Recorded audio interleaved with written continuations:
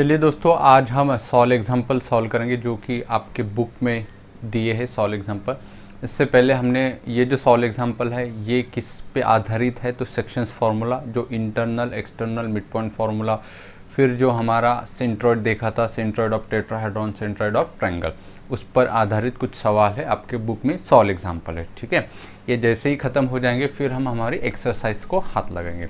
तो चलिए first questions को देखते हैं। जैसे कि फर्स्ट क्वेश्चन गिवन है, find the coordinate of the point which divide the line segment joining the point ए, और उसके कोऑर्डिनेट है 2, -6, 8 एंड बी उसके कोऑर्डिनेट है -1, 3, -4।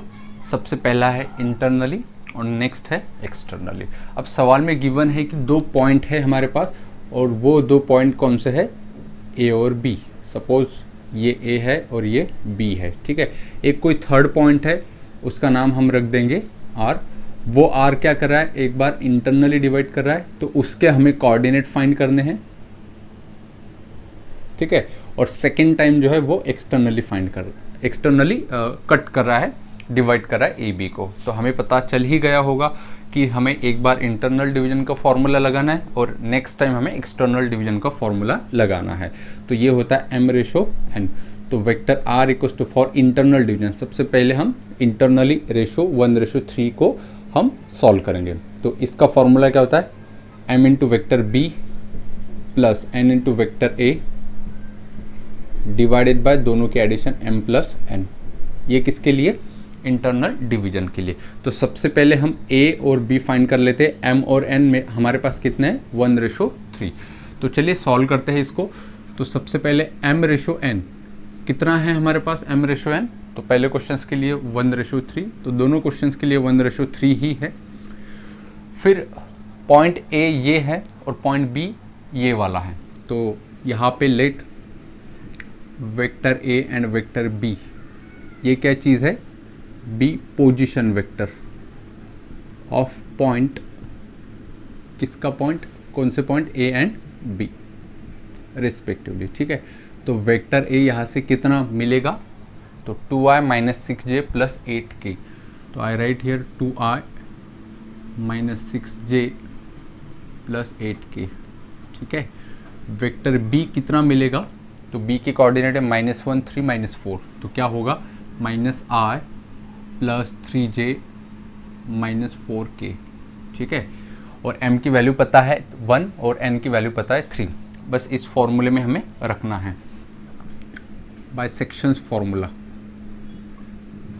बाय सेक्शन फॉर्मूला क्या होता है, section formula for internal division, ये वाला वेक्टर r इक्वल्स टू। ठीक है, तो m की वैल्यू कितनी है, तो m की वैल्यू है हमारे पास 1 इंटू वेक्टर बी ये वाला सेकेंड, तो क्या होगा, -i + 3j - 4k। ठीक है, plus n into vector A, plus n की वैल्यू कितनी है, n की वैल्यू 3 है, तो 3 इंटू वेक्टर ए कितना है हमारे पास, 2i - 6j + 8k divided by क्या होगा, m+n, मतलब दोनों के एडिशन, तो 1 + 3। आई राइट हियर 1 + 3। तो ये वेक्टर r इक्वल्स टू क्या होगा, देखिए 1 से मल्टीप्लाई करने के बाद यही रहेगा, और यहाँ पे 3 से मल्टीप्लाई करो, और फिर उसके बाद i, फिर j और k कॉमन ले लो, तो क्या होगा यहाँ पे -1i और ये 3 to the 6i। ठीक है, तो 6i - 1i, तो कितना हुआ ये 5i, फिर i j फिर k, ये कितना हुआ 3j, और ये ±- 6 3 ठीक है 18 + 3, ये -18 + 3, तो कितना हुआ -15j। उसके बाद -4k, और ये 8 इंटू 3 24, तो 24 - 4 + 20k डिवाइडेड बाय कितना, 3 + 1 4। तो इस वेक्टर r को 4 अगर मैं सेपरेट करूँ तो क्या होगा, 5/4i -15/4j प्लस क्या होगा 20/4, तो 5 लिख सकते हैं उसको, बिल्कुल लिख सकते हैं, ये होगा। ये क्या चीज़ है, this is the position vector. तो यहाँ पे हम पोजीशन वेक्टर r का भी लिख सकते हैं, a and vector b also.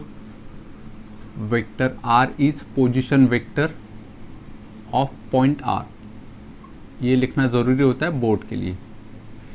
Okay चलिए, अब मुझे कोऑर्डिनेट चाहिए, तो आर के जो कोऑर्डिनेट है वो क्या मिलेंगे, आई जे और के कोएफिशिएंट, तो वो क्या होगा 5/4, फिर जे का जो कोएफिशिएंट है वो कितना है मेरे पास -15/4, एंड के का कोएफिशिएंट कितना है 5।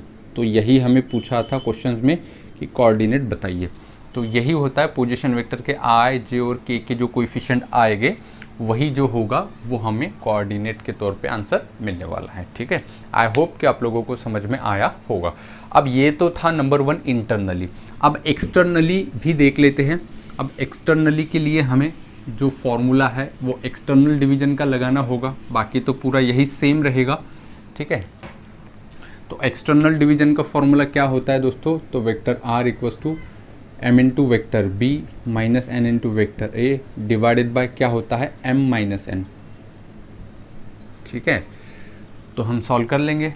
तो यहाँ से अभी जो हमारा a था, b था और mn की वो यही वैल्यू जो है वो सेकंड के लिए भी है, तो हम डायरेक्टली फॉर्मूले में रख देंगे वेक्टर r इक्वल्स टू, हाँ m की वैल्यू कितनी है यहाँ पे 1, तो 1 इंटू क्या है वेक्टर b, तो वेक्टर b कितना था ये वाला, तो माइनस आई फिर प्लस 3j माइनस 4k। ठीक है, फिर क्या चीज़ है माइनस, देखिए यहाँ पे माइनस है एक्सटर्नल के लिए, तो माइनस n की वैल्यू कितनी है 3, तो -3 इंटू वेक्टर कितना a वेक्टर कौन सा होगा ये वाला, तो 2i minus 6j plus 8k, तो 2i minus 6j plus 8k। ठीक है, divided by m minus n, तो m की वैल्यू कितनी है भाई यहाँ पे 1 माइनस 3, तो 1 माइनस 3, तो वेक्टर r इक्वल्स टू क्या मिलेगा, देखिए यहाँ पे -1i minus 3 to the 6j -1i minus 6j कितना -7i। ठीक है, -1i minus 3 to the 6i minus 7i। ठीक है, ये कितना हुआ 3j और ये minus minus plus 3 into 6 18 plus 3 21 j, फिर उसके बाद -4k और ये माइनस और ये plus minus 8 into 3 24 -24 -4 -28 k divided by 1 minus 3 कितना -2, तो वेक्टर r इक्वल्स टू हम क्या कर देंगे अब i j और k के जो कोएफिशिएंट है उसको हम सेपरेट कर देंगे। ठीक है, इस -2 के साथ, तो ये -7 upon -2i plus 21 upon -2j and -28 upon -2k। तो यहाँ से वेक्टर r जो है वो कितना मिलेगा, माइनस माइनस कैंसल, तो 7/2i। ठीक है, ये होगा plus minus minus 21 upon 2j and minus minus plus 28 के हाफ कितना हो 14k। ठीक है, अब ये क्या था वेक्टर r, लेकिन पूछा क्या था हमें पूछा था कि कोऑर्डिनेट बताइए। तो कोऑर्डिनेट हम कैसे निकाल सकते हैं, तो उसके लिए हमें क्या करना होगा r j और k के जो कोएफिशिएंट है उसको ही हम क्या कहेंगे r के कोऑर्डिनेट हो जाएंगे। तो r के कोऑर्डिनेट्स क्या हो जाएंगे किस लिए, एक्सटर्नल के लिए, तो ये i j और k के कोएफिशिएंट, तो 7/2 कॉमा j का कोएफिशिएंट कितना -21/2 और ये 14, और यही क्या होगा हमारा फाइनल आंसर हो जाएगा। आई होप कि आप लोगों को समझ में आया होगा। चलिए बढ़ते हैं अब हम नेक्स्ट क्वेश्चन की तरफ, क्वेश्चन नंबर 2 की तरफ।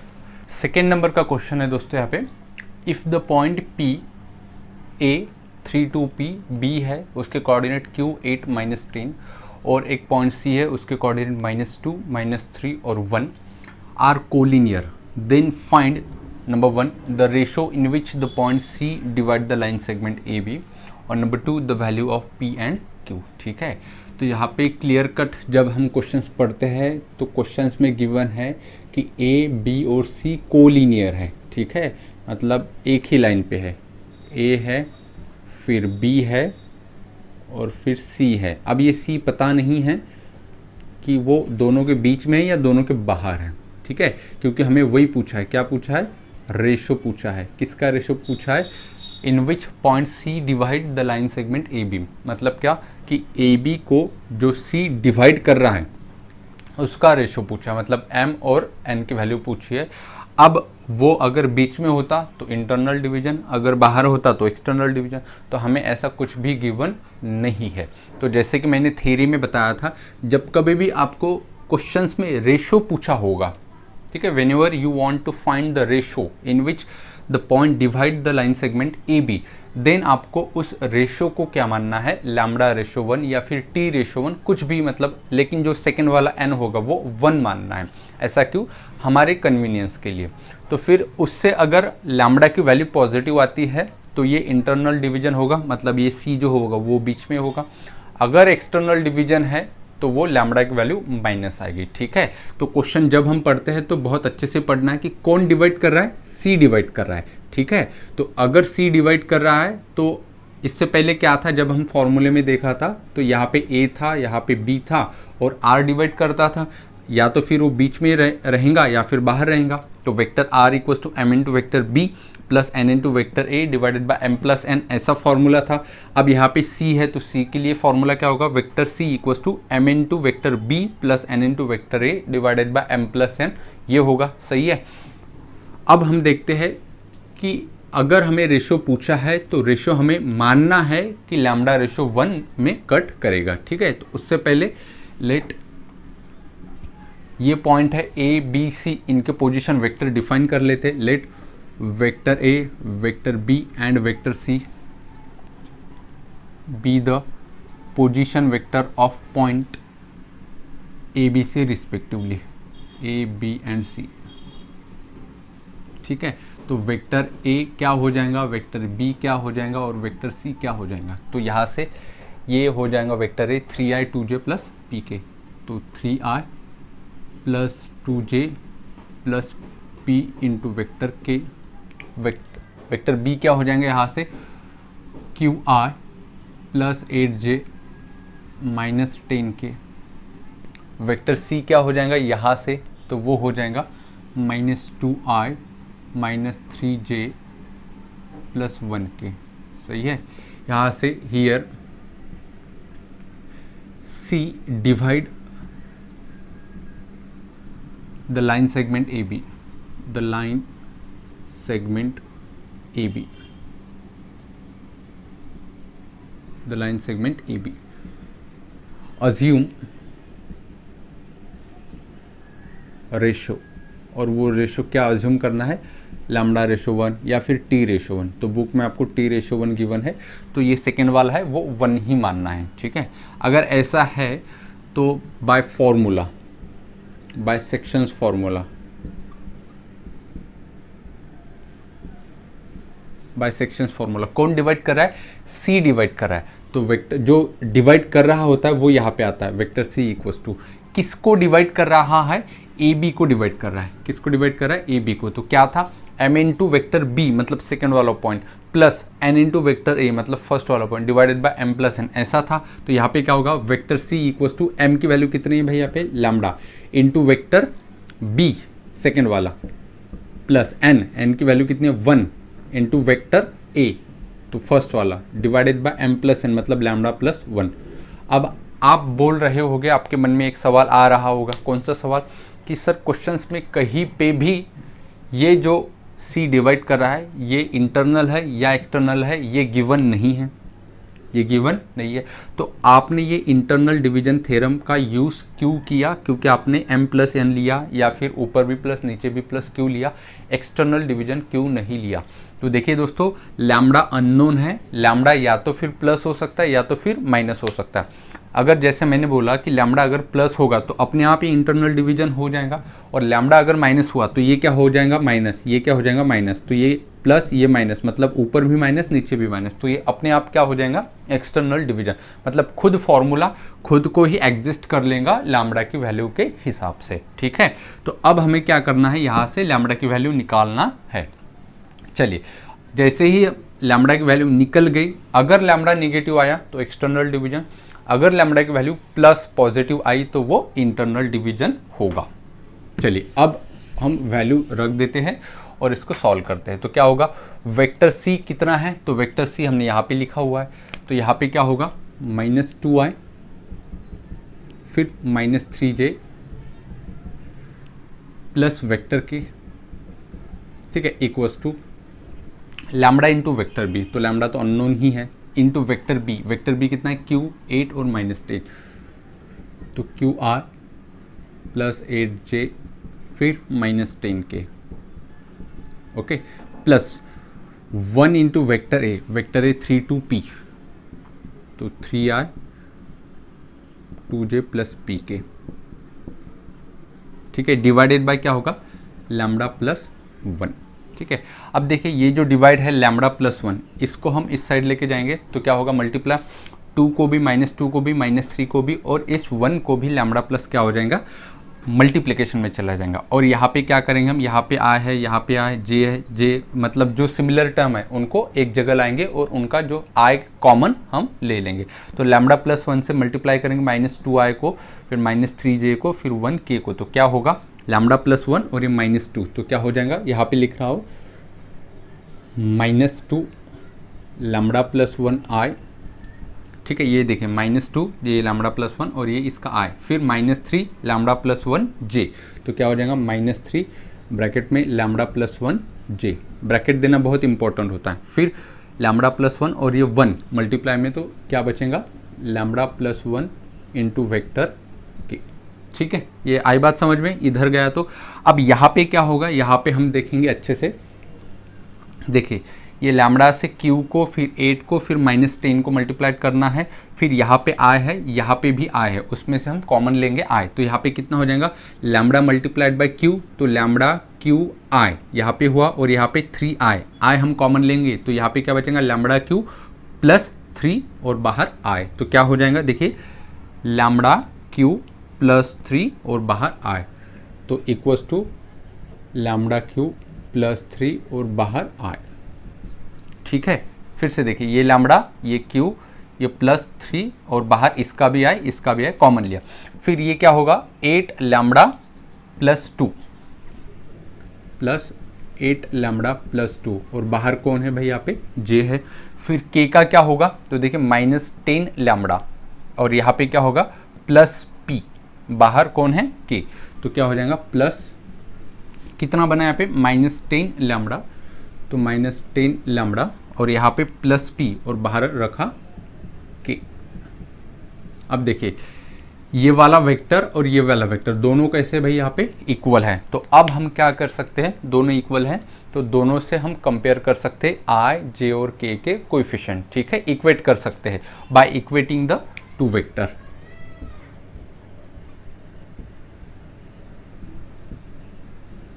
बाय इक्वेटिंग टू वेक्टर, दो वेक्टर को इक्वेट कैसे करते हैं, तो सिंपल है, उनके I, J और K के जो कोएफिशिएंट होंगे दोनों को इक्वल बराबर बराबर करना है। तो यहाँ से हमें एक I के लिए एक इक्वेशन मिलेगा, J के लिए एक इक्वेशन मिलेगा और K के लिए एक इक्वेशन मिलेगा। तो हमें क्या निकालना है, लैम्बडा निकालना है, फिर P भी निकालना है और Q भी निकालना है। तो सारे के सारे हम यहाँ से आराम से निकाल सकते हैं, ठीक है। तो इसको मैं मिटा देता हूँ और यहाँ पे वो आगे का हम सॉल्व करेंगे। चलिए फिर तीनों इक्वेशन क्या आ जाएंगे, तो देखिए ये इक्वेशन है और इक्वल्स टू एक ये इक्वेशन है, ये आमने सामने है। तो यहाँ पे I का कोएफिशिएंट कितना -2 लैम्बडा प्लस 1, तो क्या होगा -2 इन ब्रैकेट लैम्बडा प्लस 1, ये I का कोएफिशिएंट ये बराबर होगा जो राइट हैंड साइड है उसके I के कोएफिशिएंट के इक्वल, तो लैम्बडा Q प्लस 3, तो क्या होगा लैम्बडा Q प्लस 3, ये हुआ इक्वेशन नंबर 1, ठीक है। इक्वेशन नंबर 2 J का कोएफिशिएंट होगा और वो कितना होगा -3 इन ब्रैकेट लैम्बडा प्लस 1, ये J का कोएफिशिएंट लेफ्ट हैंड साइड का, राइट हैंड साइड का J का कोएफिशिएंट कितना है 8 लैम्बडा प्लस 2, तो क्या हो जाएगा इक्वल्स टू 8 लैम्बडा प्लस 2 और ये इक्वेशन 2 आया, ठीक है। फिर नेक्स्ट क्या हो जाएगा यहाँ पे K का कोएफिशिएंट, तो K का कोएफिशिएंट कितना है यहाँ पे लैम्बडा प्लस 1, लैम्बडा प्लस 1, तो यहाँ पे लैम्बडा प्लस 1 K का कोएफिशिएंट जो लेफ्ट राइट हैंड साइड है उसमें क्या आएगा -10 lambda plus 2, -10 lambda plus P है तो P, दिस इज इक्वेशन 3। तो बस सॉल्व करना है। तो कहाँ से किसकी वैल्यू निकलेंगी, देखिए ये इक्वेशन में लैम्बडा और क्यू दो अननोन है, तो यहाँ पे तो नहीं सॉल्व हो सकता। थर्ड इक्वेशन में लैम्बडा और पी दो अननोन है। सेकेंड इक्वेशन में देखेंगे सिर्फ कौन है, लैम्बडा अननोन है, तो वहाँ से किसकी वैल्यू मिलेगी, लैम्बडा की। फिर लैम्बडा की वैल्यू ऊपर के इसमें रखेंगे तो वहाँ पे क्यू निकलेगा, और लैम्बडा की वैल्यू थर्ड में हम जब रखेंगे तो वहाँ से पी मिलेगा। तो ठीक है, तो फ्रॉम इक्वेशन टू तो क्या होगा, फ्रॉम इक्वेशन 2 से 3 से मल्टीप्लाई कर देंगे तो -3 lambda -3 equals to 8 lambda plus 2। इसको इस साइड भेजो और इस +2 को उस साइड भेजो, तो क्या होगा -3 -2 -3 -2 equals to 8 lambda plus 3 lambda. ठीक है, 8 लैम्बडा प्लस 3 लैम्बडा, तो ये कितना हुआ -5 इक्वल्स टू, और ये 8 + 3 कितना हुआ 11 लैम्बडा। तो लैम्बडा इक्वल्स टू कितना आया -5/11। तो देखिए यहाँ पे लैम्बडा जो है वो पॉजिटिव आया है या नेगेटिव आया है, तो हमें यहाँ पे क्लियर कट दिख रहा है जो कि लैम्बडा जो है वो -5/11 आया है। तो इसका मतलब कि लैम्बडा अगर माइनस आया है तो वो एक्सटर्नल डिवीजन ही होगा। ठीक है, तो चलिए अब इस लैम्बडा की वैल्यू हम कहाँ पे रखेंगे, एक बार रखेंगे हम इक्वेशन नंबर 1 में और एक बार रखेंगे हम इक्वेशन नंबर 2 में, क्योंकि हमें जो क्वेश्चन है वो भी सॉल्व करना है, नंबर 2 पी और क्यू की वैल्यू निकालना है। ठीक है, हियर 1 तो हो गया solve, here lambda is negative, so therefore C divide externally, C divide externally. ठीक है, इन रेशो और वो रेशो क्या होगा 5:11, ये रेशो होगा, जो लैम्बडा की वैल्यू आती है वही रेशो होता है। ठीक है, आप बोलेंगे सर हमने तो रेशो माना है लैम्बडा रेशो 1, तो लैम्बडा की वैल्यू कितनी है बेटा -5/11। ठीक है, तो वही अगर मैं 11 से दोनों तरफ मल्टीप्लाई कर दूंगा, ठीक है, ऐसा हमने किया था लैम्बडा रेशो 1, तो लैम्बडा की वैल्यू कितनी आई थी -5/11/1। तो 11 से जब मैं मल्टीप्लाई करूंगा इसको भी और इसको भी, तो ये अपने आप क्या हो जाएगा 5:11 ही हो जाएगा। और इस माइनस का मतलब क्या है, तो माइनस का मतलब सिंपल है कि वो क्या होगा एक्सटर्नल डिवीजन होगा। ठीक है, अब नंबर 2 पे आते हैं कि find the value of P and Q। तो हमें P और Q की भी वैल्यू फाइंड करना है। तो P और Q की वैल्यू हम कैसे फाइंड करेंगे, सिंपल लैम्बडा की वैल्यू 1 में रखेंगे और लैम्बडा की वैल्यू 2 में रखेंगे। तो देखिए लैम्बडा की वैल्यू 1 में रख दो तो ये क्या होगा, put in equation 1। Now lambda equals to कितना आया यहाँ पे -5/11, तो -5/11 पुट इन 1 एंड 3, तो वहाँ से P और Q निकल आएगा। तो चलिए 1 में रख देंगे तो क्या होगा -2 in bracket lambda plus 1, lambda कितना है यहाँ पे -5/11 + 1 इक्वल्स टू लैम्बडा Q + 3। तो लैम्बडा की वैल्यू कितनी है -5/11 Q + 3। ठीक है, बस ये कैलकुलेशंस करना है, यहाँ से कौन मिलेगा हमें Q मिल जाएगा। ठीक है, चलिए फिर कैसे सॉल्व करेंगे, -2 से अंदर मल्टीप्लाई करेंगे, माइनस क्या हो जाएगा +5 × 2 = 10, तो 10/11 प्लस इसको मल्टीप्लाई किया, अब इसको भी मल्टीप्लाई करो तो क्या होगा 1 × 2 -2 इक्वल्स टू, और ये क्या हो जाएगा -5/11 Q + 3। ठीक है, यहाँ पे क्रॉस मल्टीप्लिकेशंस कर देंगे, कितना हो जाएगा ये 10 इस साइड में ले लेंगे, अब इसको मिटा देंगे, इसका काम हो चुका है। आप वीडियो पॉज करके लिख सकते हो या फिर स्क्रीनशॉट निकाल सकते हो, जो आपको बेहतर लगे। ठीक है, तो क्रॉस मल्टीप्लाई करने के बाद क्या होगा यहाँ पे 10 - 22, तो 10 - 22 और डिवाइड में कितना है ये 10 - 22 डिवाइड में 21 इक्वल्स टू -5/11 Q + 3। ठीक है, तो यहाँ पे जो है वो कितना मिलेगा -12/11 इक्वल्स टू -5/11 Q + 3। तो इसको हम उस साइड भेज देंगे। ठीक है, या फिर -5/11 Q को उस साइड भेज देंगे और इसको इस साइड भेज देंगे, तो क्या होगा 5/11 Q, और यहाँ पे ऑलरेडी कौन है 3, उधर से कौन आ रहा है +12/11, तो यहाँ पे क्या हो जाएगा 33, क्रॉस मल्टीप्लिकेशन करने के बाद 33 +12 डिवाइडेड बाय 11, और यहाँ पे 5/11 Q, तो ये कितना मिलेगा, ये 11 गेट कैंसिल, तो यहाँ पे मिला 5Q, और ये कितना हुआ 3 + 2 5 और ये 4। तो 5 से डिवाइड कर देंगे तो Q कितना मिलेगा, Q इक्वल्स टू 45/5, तो फाइनल आंसर कितना हो जाएगा 9। तो जो Q की वैल्यू है दोस्तों वो मुझे कितनी मिली, 9 मिली। अब क्या चाहिए मुझे, P चाहिए। P निकालने के लिए क्या करूँगा मैं, लैम्बडा की जो वैल्यू आई थी, कितनी आई थी -5/11, वो रख देंगे हम इक्वेशन नंबर 3 में, ठीक है। तो पुट इन इक्वेशन 3, ये समझ में आ गया होगा आपको, ठीक है। अब हम लैम्बडा की वैल्यू जो है -5/11 वो हम रख देंगे किस में, इक्वेशन नंबर 3 में। तो वहाँ से क्या होगा, देखिए यहाँ पे लिख चुके हैं हम।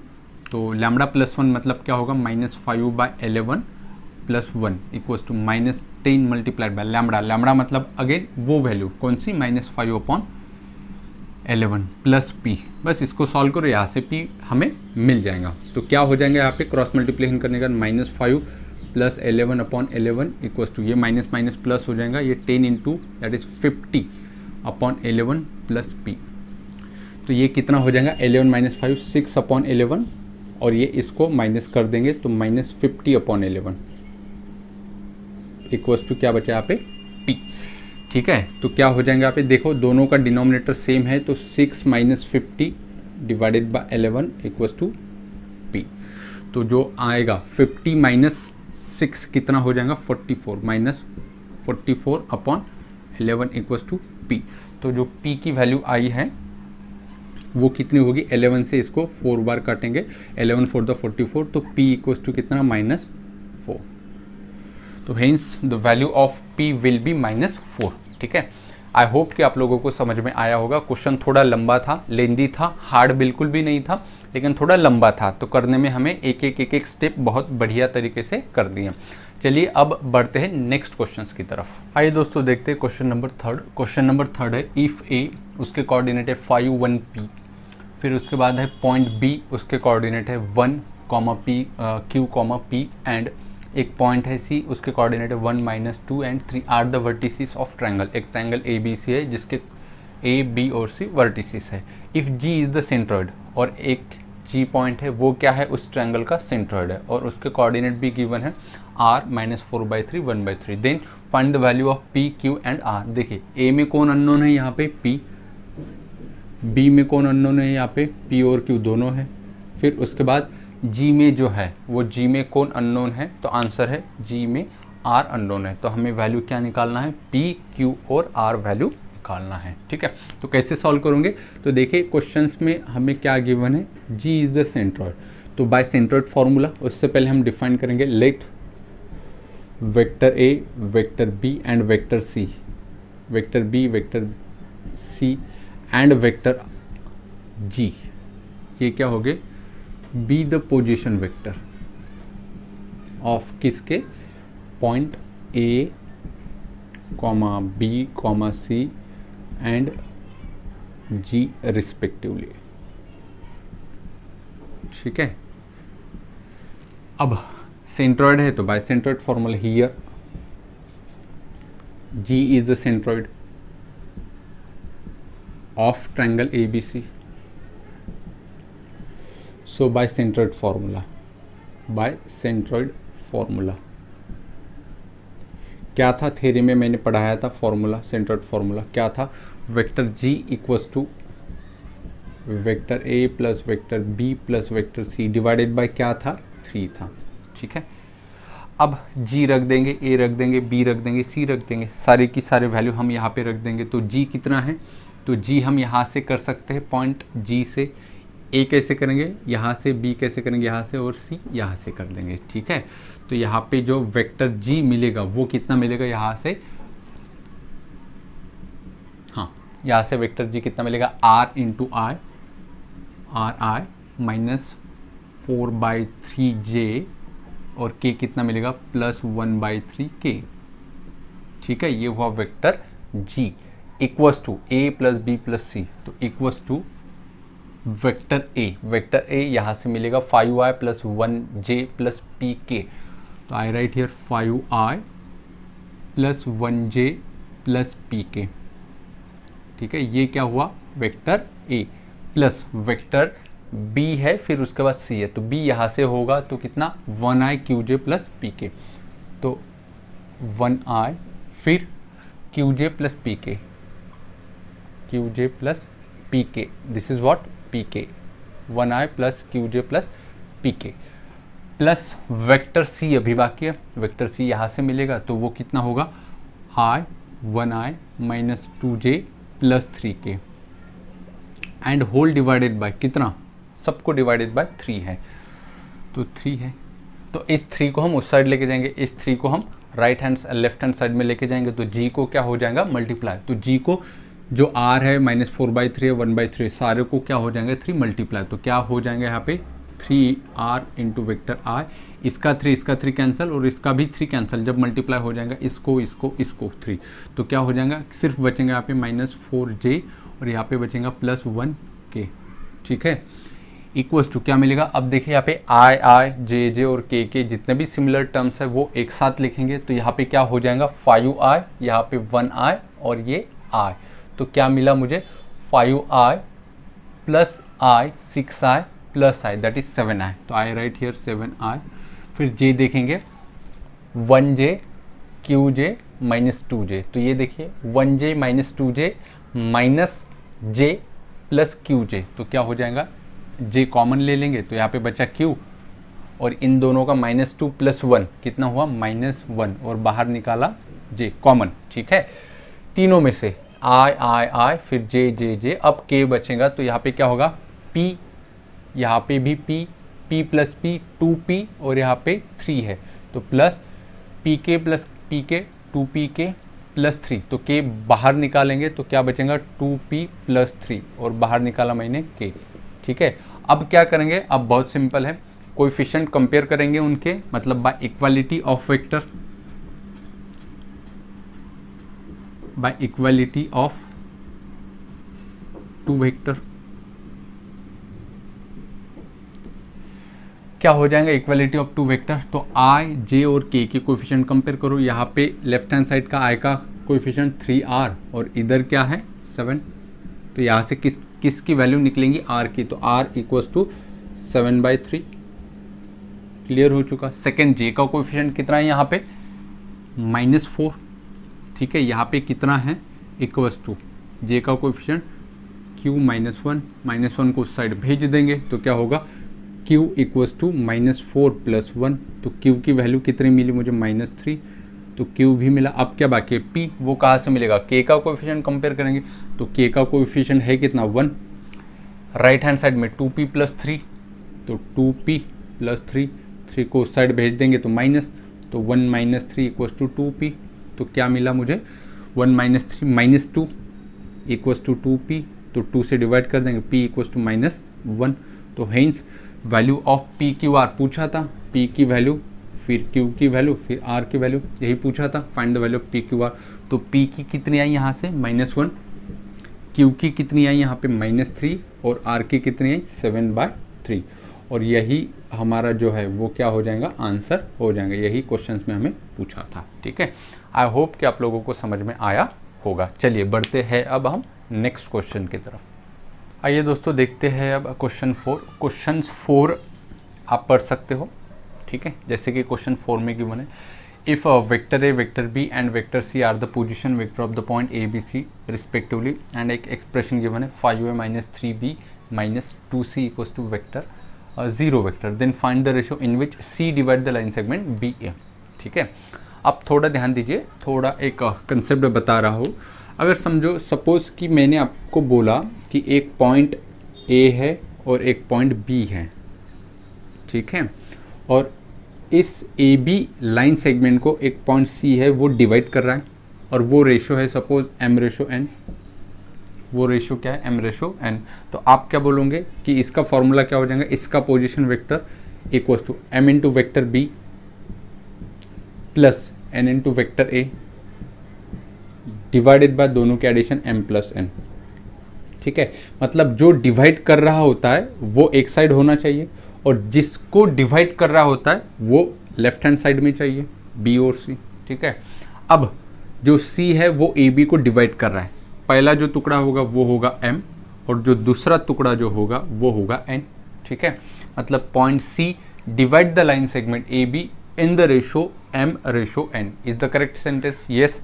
अब अगर मैं इसी सेंटेंस को थोड़ा पलट के आपसे पूछूं कि जो पॉइंट सी है वो पॉइंट सी बी ए लाइन सेगमेंट को किस रेशो में डिवाइड कर रहा है, तो आंसर क्या होगा।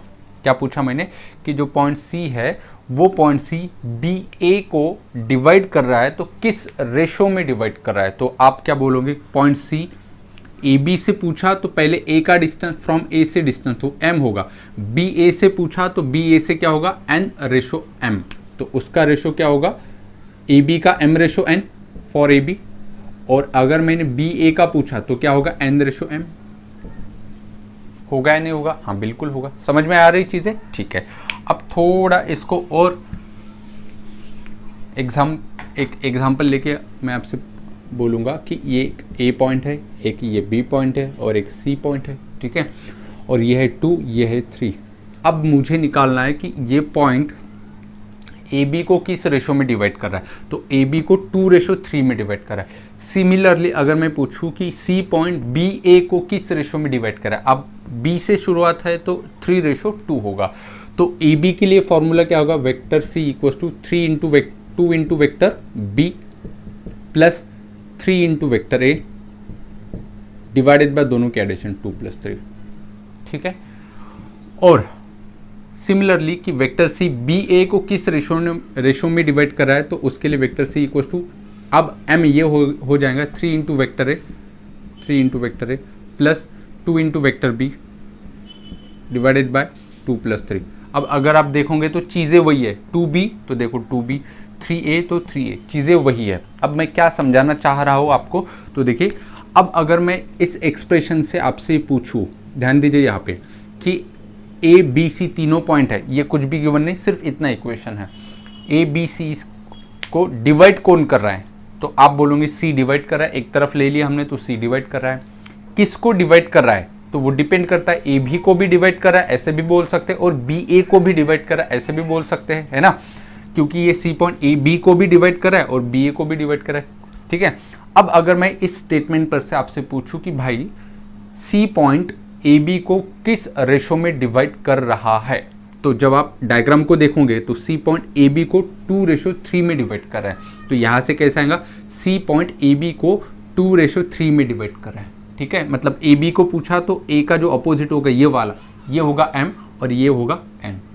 अगर मैं ऐसे पूछूंगा कि इस एक्सप्रेशन से जो पॉइंट सी है वो बी ए को किस रेशो में डिवाइड कर रहा है, तो बी ए को अगर आप डायग्रामेटिकली समझेंगे तो बी ए को 3:2 में डिवाइड कर रहा है। यहाँ से कैसे पता चलेगा, तो बी ए को देखो, बी ए को तो ये वाला नहीं लेना है, 2:3 नहीं बोलना है हमें, क्योंकि 2:3 तो ए बी को डिवाइड करा, हमें बी ए को चाहिए तो अपोजिट लेना है। बी ए को चाहिए तो ए से पकड़ो, ये होगा पहला रेशो और ये होगा दूसरा रेशो, ठीक है। तो मुझे बताना क्या था, कुछ भी हो आपको जो अपोजिट होगा, मतलब ए वाले का अपोजिट बी वाले का अपोजिट, वो देख के ही आपको रेशो बनाना होगा, ठीक है। अब अगर समझ में भी नहीं आया होगा तो इस एग्जाम्पल से काफ़ी जो चीज़ें वो समझ में आ जाएंगी। तो ये एक्सप्रेशंस गिवन है और कौन डिवाइड कर रहा है, तो पॉइंट सी डिवाइड कर रहा है, तो एक तरफ किसको लेके जाना होगा, पॉइंट सी को लेके जाना होगा। तो इसको ऐसे ही लिखते हैं as it is 5 into vector A minus 3 into vector B equals to 2c, ठीक है, -2 into vector C equals to 0 vector. अब इस 2c को हम क्या करेंगे, इस साइड लेके जाएंगे, तो क्या मिलेगा मुझे, 2 into vector C equals to 2 into vector C equals to 5 into vector A minus 3 into vector B, ठीक है। अब इस 2 को इसके नीचे लाएंगे तो vector C equals to 5 into vector A minus 3 into vector B divided by 2, ठीक है। अब इस 2 को मैं क्या लिख सकता हूँ, 5 - 3 लिख सकता हूँ, vector C equals to 5 into vector A minus 3 into vector B divided by. अब इस 2 को मैं क्या लिख सकता हूँ, तो आंसर है 5 - 3। ऐसा क्यों लिखा, तो अभी आपको समझ में आ जाएगा। अब जब हम ऐसा लिखते हैं तो किस फॉर्मूले की हमें याद आती है, इंटरनल या एक्सटर्नल, तो हमें दिख रहा है कि माइनस है तो एक्सटर्नल डिवीजन का हमें याद आती है। तो एक्सटर्नल डिवीजन देखिए m - n, देखिए m - n, m into vector A minus n into vector B divide by m - n, तो m n दोनों जगह सेम है, तो इसका आंसर है, रेशो जो होगा वो क्या होगा, 5:3, है ना, रेशो क्या होगा 5:3, ठीक है। अब एक्सटर्नल है या इंटरनल है, तो दोनों माइनस है, तो इसका मतलब एक्सटर्नल है। ठीक है, मतलब ये पॉइंट सी किसको डिवाइड कर रहा है, बी ए को डिवाइड कर रहा है। ठीक है, 5:3 से देखिए B/A, तो बी की तरफ से हमें 5:3 जो है ये 5 किसकी तरफ से, बी की तरफ से, ऐसा होता है ना।